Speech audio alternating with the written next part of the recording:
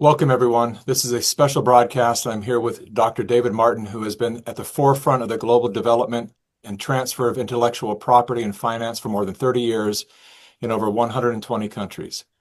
His expertise as a medical school professor and researcher has placed him in a unique position of monitoring the bioweapons program around the world.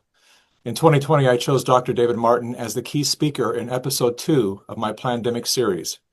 He did not disappoint, as he gave us a guided tour that followed the paper and patent trail right to the front door of the National Institute of Allergy and Infectious Disease and its director, Dr. Anthony Fauci.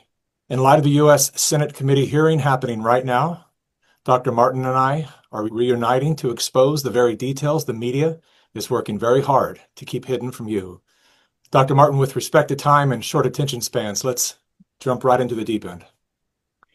Beautiful, Mickey. It's great to be back, and it's wonderful to use this moment to remind people that the hearing that just took place, led by Senator Rand Paul, attended by Senator Johnson, Senator Hawley, and others, is a very interesting ongoing part of the cover-up, which many of us have been aware of since long before we were told about SARS-CoV-2 or COVID-19. And it's important at this moment in time to realize that the cover-up about the 2014, to be specific, the January 1st, 2014 immunity document that came out as part of Biden's pardon of Fauci, is itself a smokescreen. And it's critical that we understand that under the Patriot Act, and specifically under Section 802 of the Patriot Act and other components, including Section 2339, the statute of limitations for domestic terrorism resulting in the death of Americans has no statute of limitation, and in this particular case precedes all of the 2014 pardon by several years.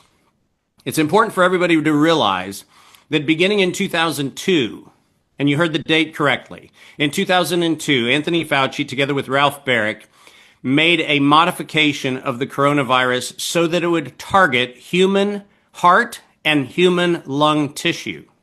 In 2005, they announced that they had what they called synthetic coronavirus as a, quote, biowarfare enabling technology. I don't know if that sounds like an innocent, kind of Sunday school picnic to you, but last time I checked, biowarfare enabling technology is a rather straightforward position.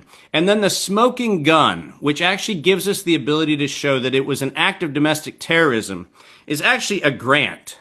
And it's a grant that's referenced in the 2016 paper that said that SARS-CoV-2 was, and I quote, poised for human emergence from a model that was jointly developed by the University of North Carolina, Chapel Hill and by the Wuhan Institute of Virology using a thing called WIV1, the Wuhan Institute of Virology Virus 1. The grant number U19A 107810, which has Anthony Fauci and Ralph Baric's fingerprints all over it, began on September 29th, 2009, a full 5 years in advance of the pardon.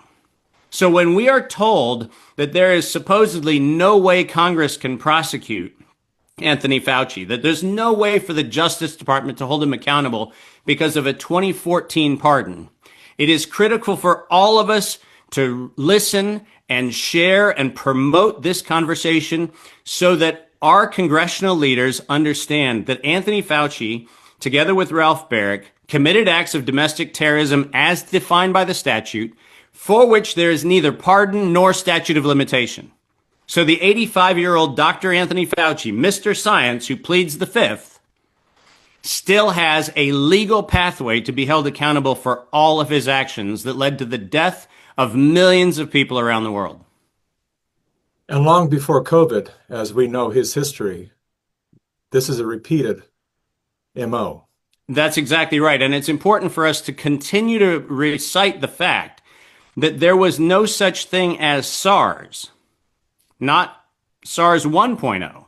There was no such thing as SARS until Ralph Baric modified coronavirus to hit human lung epithelial cells back in 2003.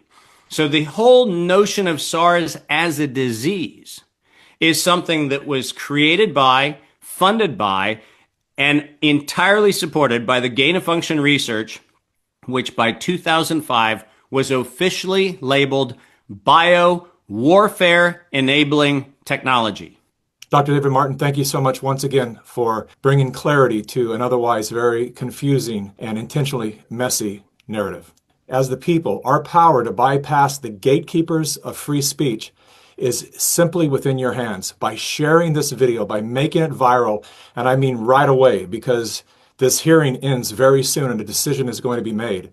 And we're making this video to hopefully impact that decision. So please share it and don't stop.